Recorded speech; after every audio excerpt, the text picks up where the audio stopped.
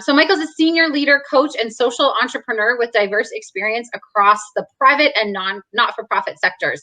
He's currently the founder and CEO. You're gonna have to say this for me because I think I messed it up in the opening remarks. So is it Creaity? Creaity. Yeah. It's like the Audi type of thing. You know, it doesn't matter how they pronounce it as long as they know. Well, I think I know, but then I don't want to mess it up because it's your brand.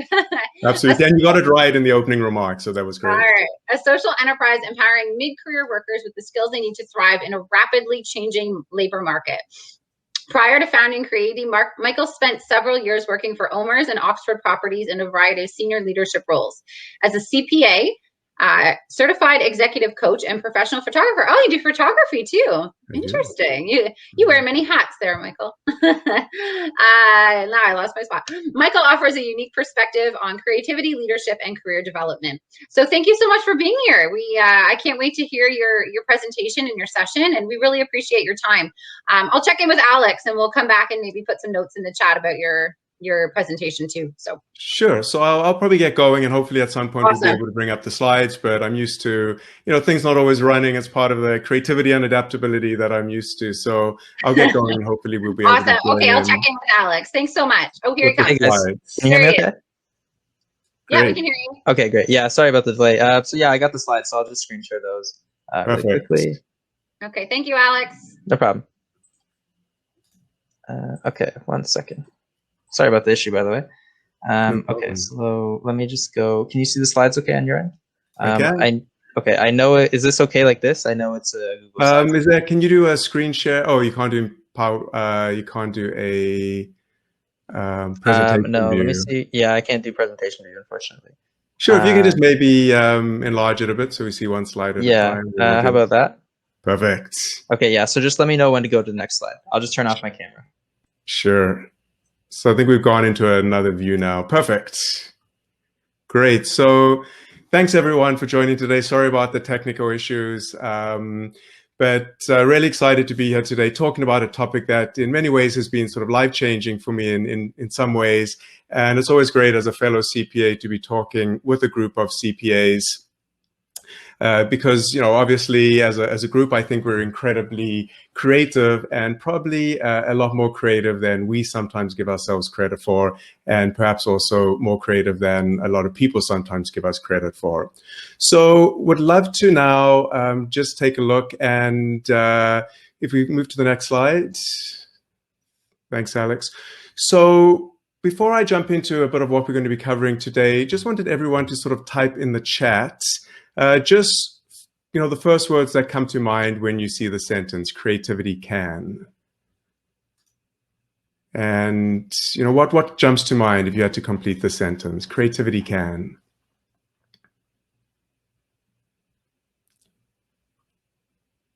So feel free to, great, make life better, help. So seeing a few things come in, bring new things into existence, love that.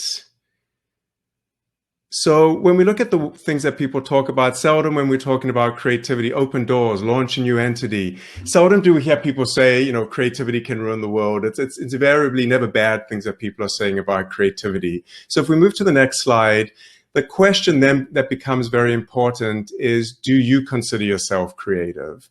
And how would you answer that question? Yes or no? If you're comfortable putting it in the chat. So yes. So we're seeing some yeses, kinda. So Robert, no, you're a bit on the fence there. Yes, of course, absolutely.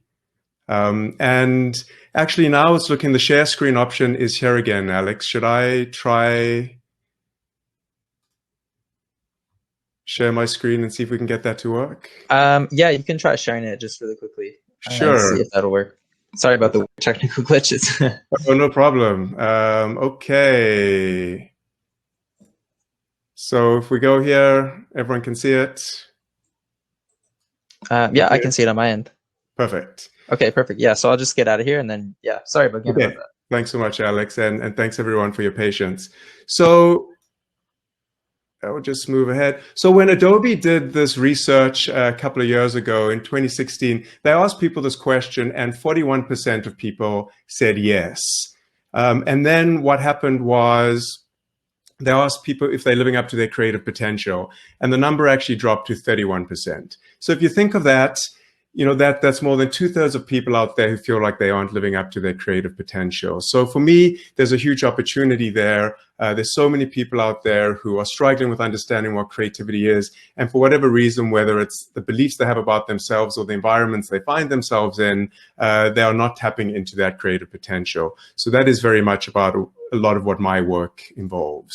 So in terms of today's workshop objectives, there are really 3 things I wanted to cover. We're going to spend a bit of time defining what creativity means and why it's important. So we throw around the word, creativity and innovation so often that it's important for us to really just think about what does it mean to us and what does it mean in the context of our careers as CPAs. We're going to spend a bit of time really identifying some of the creativity barriers and enablers.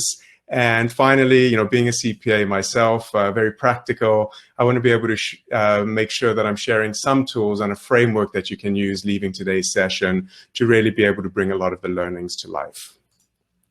So a bit about my journey. As Rachel mentioned, in addition to being a CPA, I'm a leadership and career coach and facilitator. I do a lot of facilitation work on creativity and innovation. And I'm also a professional photographer. And it took me a long time to be able to mention all of those things in the same sentence. And this is a photo I took a couple of years ago up at Restore Provincial Park near North Bay. And, when I think about my creativity journey and even my career journey, 6 years ago, I was sitting in a role as the VP of Enterprise Risk Management and a pension fund. But in many ways, I was burnt out. I wasn't using my skills, and I just knew that something wasn't right for me. And what happened by chance is I bumped into my high school English teacher up in Thornhill. And considering I actually went to high school in South Africa, it was a bit more than a coincidence. And I was chatting with her and just telling her a bit about my career. And she was surprised about the path I had taken just on the finance side. And she mentioned that she remembers me really loving the social sciences and being so into creativity. And I didn't want to correct her that, you can be in finance and accounting and be creative. But there was something about her just referring to me as creative that really just flipped a switch in my head and really started galvanizing my creative identity. So within that time since I met her, I've launched my own business, spent a lot of time also on the photography side and really integrating creativity into a lot of the work I do. But it was really that one chance encounter and hearing someone refer to me as creative that really got me started on this journey. So when we're talking about how we define creativity, there's so much misconceptions around the word. And so often when people talk about creativity, I always hear people say, oh, no, I'm not creative. I can't draw, to save my life. And being artistic is one form of creative expression, but there's so many others. So when we look at definitions of creativity, there are a couple that I really like. The first is by Rollo May, and he said, creativity is the process of bringing something new into being. And I think we had, Arun, you had mentioned bringing new things into existence. So definitely a lot about that idea of bringing something that didn't exist before.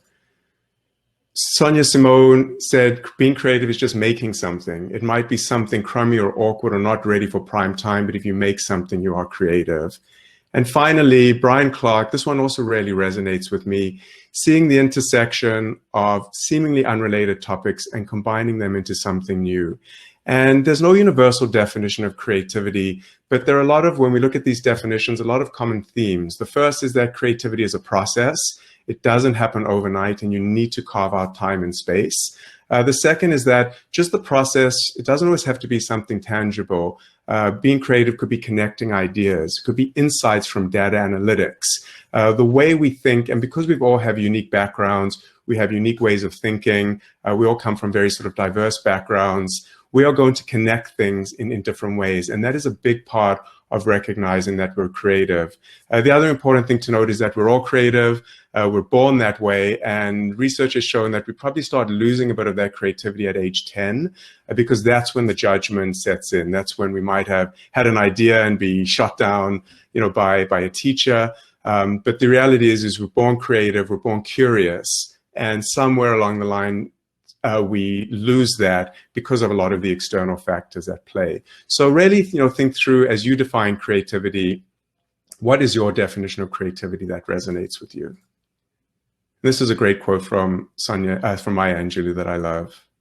You can't use up creativity. The more you use, the more you have. So why is creativity important? I'd love to hear people in the chat. Just, if you think in your roles as CPAs, why is creativity important to you? Or even in your personal lives, why is creativity important? So what is coming to mind as you think about why creativity is? So to solve problems and move ahead, absolutely. So as other people sort of put in their comments, so tax planning.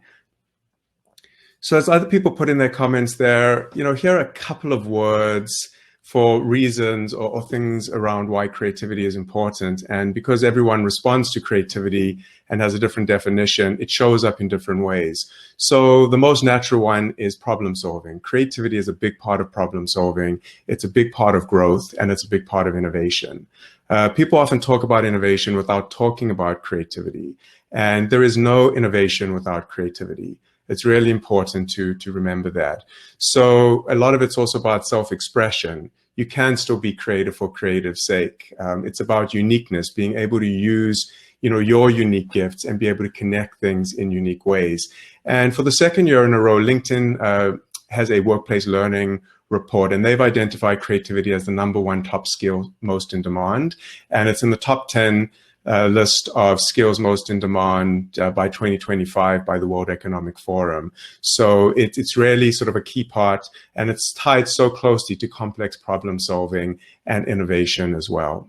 So, as you look at this list, think about which of these words resonates most for you when you think about creativity. And there may be words even here that aren't on this list, like adaptability, that are a big part of how you respond and what creativity means to you. So when we look at barriers around creativity, I work with a lot of individuals as well as groups and executive teams. And in the companies that I work with, there are a lot of different barriers that I see when people are trying to be more creative or innovative. Some of the ones, sometimes it's barriers that are internal, so the way people perceive themselves and mindset, and sometimes it's the environment that people find themselves in. And the top ones that I've sort of highlighted at the top there, the #1 barrier to being creative is often just self-limiting beliefs. People questioning their confidence, people questioning their abilities, people being afraid to really sort of raise their hand and then share their ideas because of that fear of failure and because of that fear of judgment. The other one is not having the time or space. Creativity doesn't always take a lot of time, but you need a bit of space. And you need to sometimes let go of that executive function and that analytical thinking and do something, whether it's, drawing or listening to music or going for a walk, something that involves perhaps a bit of play that can get you for a little while to, let go of that executive thinking that a lot of us, and especially in the roles that a lot of you are in, to let go of some of that, to make space for some of that creativity. Routine is another one. During the pandemic, I think a lot of us are struggling. We're sitting at the same desk. Our world has been shrunk. We're looking at the same things. We're not getting a lot of external, stimulus from other areas. So that routine is a big part or a big challenge to being more creative. In organizations, lack of trust is a big one. If people don't feel that there's an environment of trust and safety and are comfortable putting up their hands, you aren't going to get that creative and innovative thinking. Comfort is another one, obviously stress and risk aversion. And it's been shown, there was a research report that an organization called LRN did a while ago, and they showed that companies that had a high trust index actually were 11 times more innovative than companies that didn't. So many people, and I see so many companies, they launch these innovation practices, but they haven't really addressed the lack of trust that is sometimes quite pervasive in many organizations. So I'd like you to think, as you leave here today, what is your biggest barrier to creativity? Maybe it's something on the list, maybe it's something else. If you're comfortable putting it in the chat, that's great. But really to sort of give some thought, what is the #1 barrier that's preventing you from being more creative, from more creative thinking? And what is one thing that you can sort of start doing today, tomorrow, over the next week to start addressing that barrier? And this is a quote that I love, because it really ties into creativity, that failure is not the opposite of success, it's part of success. And a big part of creativity and innovation is experimentation and failure. And organizations have a tough time. In my own career, have had a tough time sort of grappling with failure, but have realized that, that there's no success without failure. And criticism, absolutely, that fear of failure. And organizations, I've seen organizations who have done it well, but I also have a lot of people who work in organizations that say, oh, we want to be more innovative, but yet they blame people for mistakes. People are penalized for mistakes, and people are actually scared to sort of raise their hands when they see things are going wrong. And it's a similar thing to what I experienced in my career in risk management. So many times we focus on matrices and all these great little tools, but we don't address the underlying cultural pieces that we really need to promote creativity. So if you're really looking at driving creativity and innovation, you have to get comfortable with having discussions around failure. And when it comes, to failure in organizations, it's a tough word to say in organizations. And I always say the two things you need to manage when it comes to failure are severity and frequency. But there are ways of experimenting in safe ways. There are ways of being able to fail. People often say sort of fail fast and fail early, but you cannot become innovative without at least having discussions around what failure means. So I'm going to move on now to some of the frameworks and tools that are, that you can use in being more creative. And the first one, this was something that I came across sort of early on in my creativity journey. And it's really been in many ways a big game changer for me in how I approach problems. So there's an intuitive universal creative problem solving process that we all follow. And there are 4 stages. The first is you need to clarify the problem. The second is you then start with your brainstorming techniques. Once you have your ideas, you start funneling those ideas, assessing them, identifying which ones you want to move ahead with. You start developing those, and finally implementation. And a lot of people will often say, well, Michael, this is very intuitive. Why are you telling me this? I sort of know this. And I've worked with so many different teams and groups and companies where people skip one or more steps here. I've seen companies or people who are great at coming up with ideas. They come up with an idea, they rush and implement it, but they haven't spent time clarifying what the problem is. I was actually working with an executive team a little while ago, and everyone in the executive team was essentially a high implementer, and there was only one person on that team who had a preference for ideation, and that was actually the CEO. So what was happening in all those meetings, the CEO would come up with an idea, and all of a sudden, the rest of the team would say, that's great, and would just rush and implement it. And no one was challenging his thinking because they just didn't have an interest or a preference for doing that. That wasn't where they got their energy from. And they were really missing out on clarifying what the real problem was that they were trying to address. And they were also missing out the development phase of really refining those solutions. So this is a really powerful process, and you need all 4 of these pieces to be creative, and you need all 4 of these pieces to be innovative. And you cannot skip any because you are not going to get sort of that fulsome solution without all of these pieces. And what's really interesting is that there's an organization called Foresight that has built a whole assessment around this. And basically, you answer a few questions like a lot of the other behavioral assessments, but it shows you where your preferences are in each stage of the creative problem solving process. So it's a tool that I'm certified in, and I use so often with a lot of the project teams that I work with.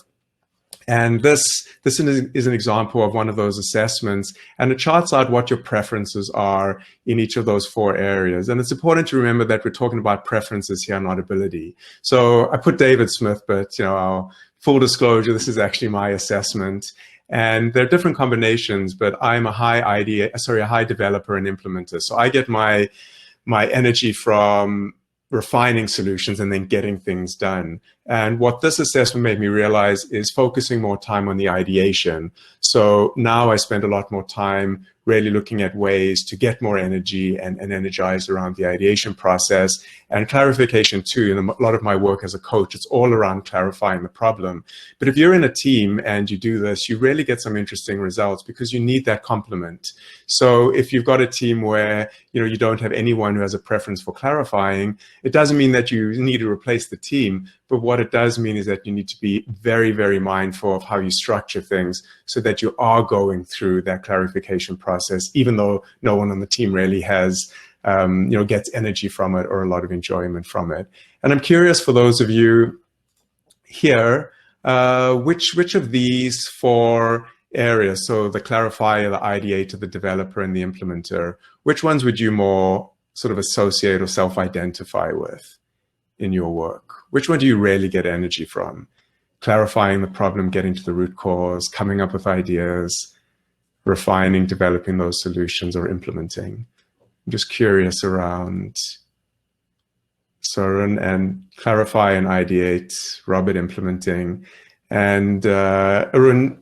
It's important also to note that, yeah, you can absolutely have more than one. And in many cases, you can have three or four combinations as well. So, even here within our group, we can see people have sort of very different preferences. So it's really important when you're working with other people to understand that, because when you put an ideator and an implementer, someone who has a high preference for each of those together, there's going to be a lot of frustration because the ideator is going to be coming up with all these wacky ideas and the implementer is going to say, well, that's not going to work. That doesn't make sense. So it's really important, once everyone understands what their preferences are, you can see when that tension is arising and address that.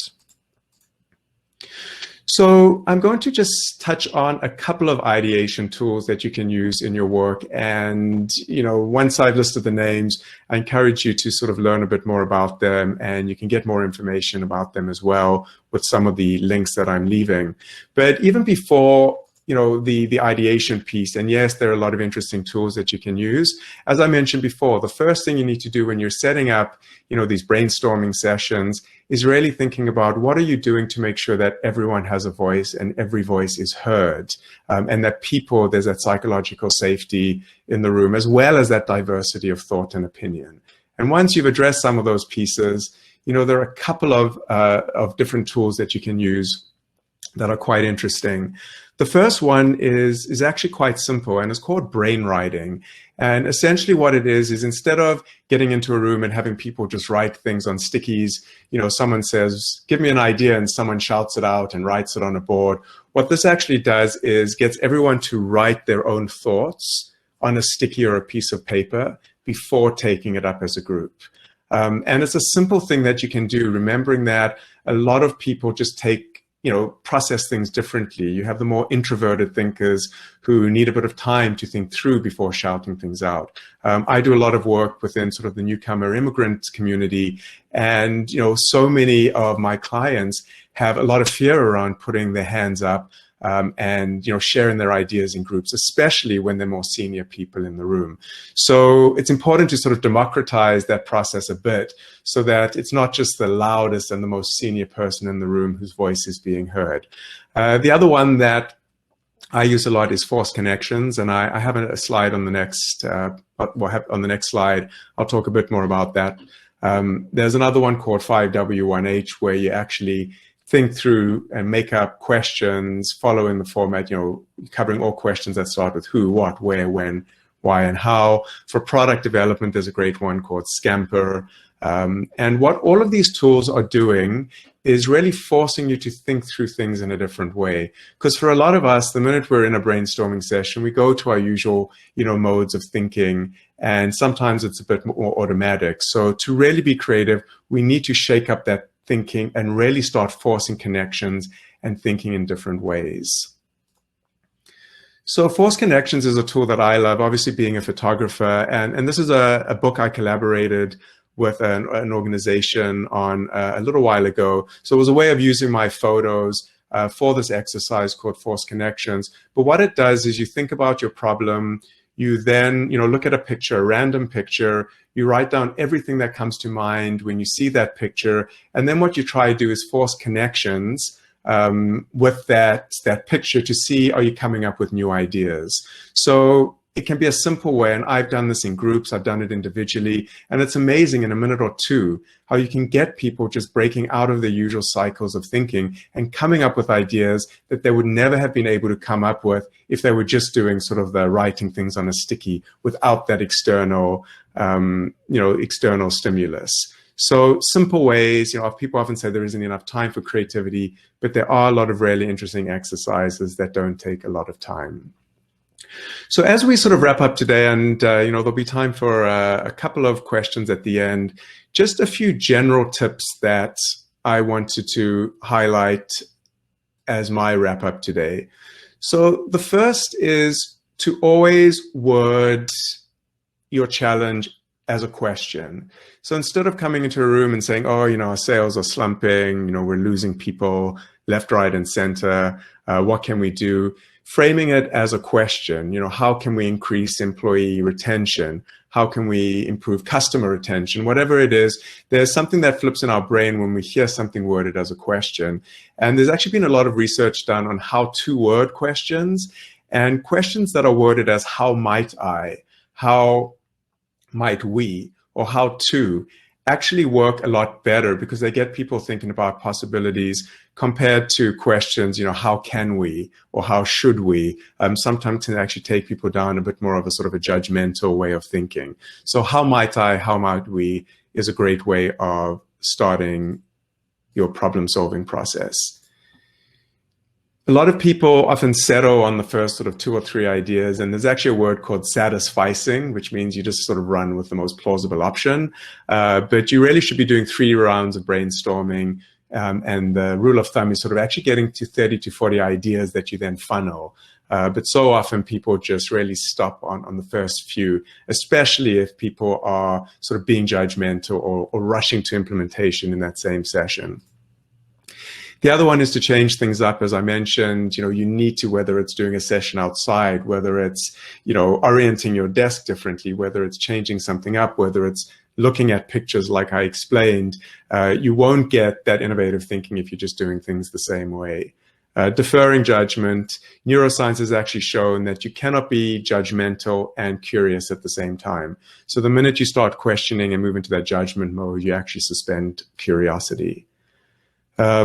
The one thing is, if you leave with anything today, is separating idea generation from evaluation. So do your brainstorming, have time for everything to sit, and then have a separate session where you evaluate all those ideas.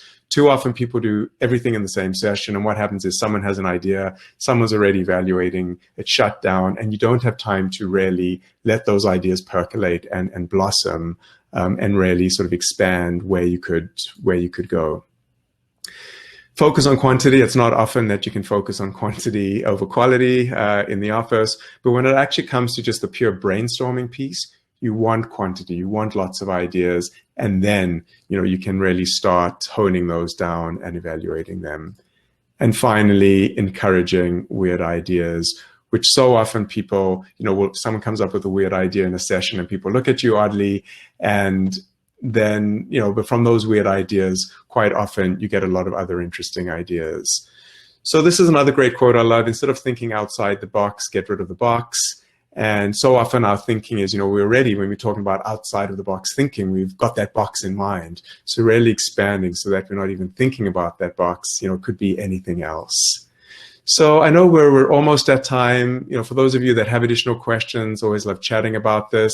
If you have any questions now, I know we can probably sort of take one question if you do have any, but feel free to reach out, follow me on LinkedIn, and I'm very passionate about the whole area of creativity based on the journey I've been on, so would always welcome any discussions around how I can sort of help or assist you on your journey with creativity and innovation. So thank you, and we'll see if there are any questions. Hi there, Michael. Hi, Jesse. Hi.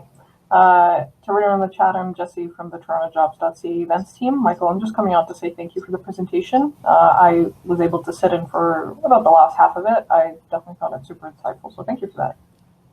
Great, thank you. Absolutely. Go ahead.